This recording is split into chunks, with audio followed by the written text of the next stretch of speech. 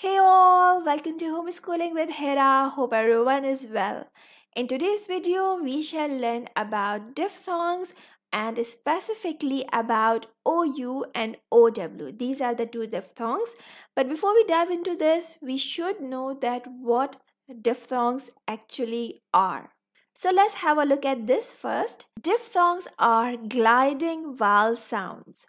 It means you hear two sounds together, but they are so well blended that you can't separate them. I'll give you some examples to get it better. Another point is when you say a diphthong, the shape of your mouth changes, unlike monophthongs. Monophthongs are simple vowels a, e, o, a. If you say these sounds, your mouth shape doesn't change, but if you say a diphthong, your mouth changes its shape. Let's try saying ow. You will get it. Ow, your mouth shape is changing, isn't it? So now let's come back to today's topic, that what's the problem with OU and OW, why today I am targeting these two diphthongs. So the problem is this, that OU and OW are alternative spellings for ow sound without any rules. So now the question is that how can we help kids in learning the correct spellings then? Because we don't have any rules, so we can't tell them anything accurately. And if you want to learn the answer to this question, be with me to the end of the video, because here I'm going to share with you some tips. Remember, tips, not rules, that will help you teach kids about OU and OW spellings. So tip number 1 is right here. English words don't end in U. So if you hear ow at the end of a word, use OW, because we cannot use OU at the end. Some examples are cow, how, now,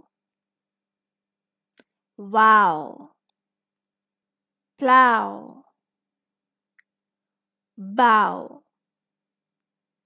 And that's it. You can take a screenshot of these words, but remember, these are just few examples and I'm sharing with you some tips. They are not any rules. Now let's move on to tip number 2.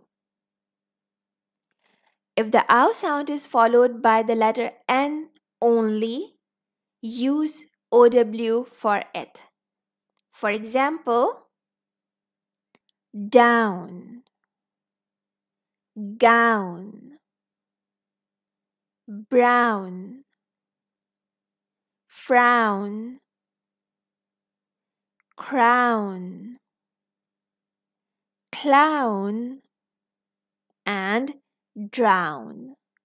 Now you can take a screenshot of these words, but remember, these are just a few words. However, you can help kids at least start with these words. Tip number 3. If the ow sound is followed by the letter L only, use OW for it too. For example, owl, scowl, prowl, foul, howl, jowl, and growl. Take a screenshot, please. And now let's move on to tip number 4. Except for the previously mentioned places, if you hear ow sound, use OU.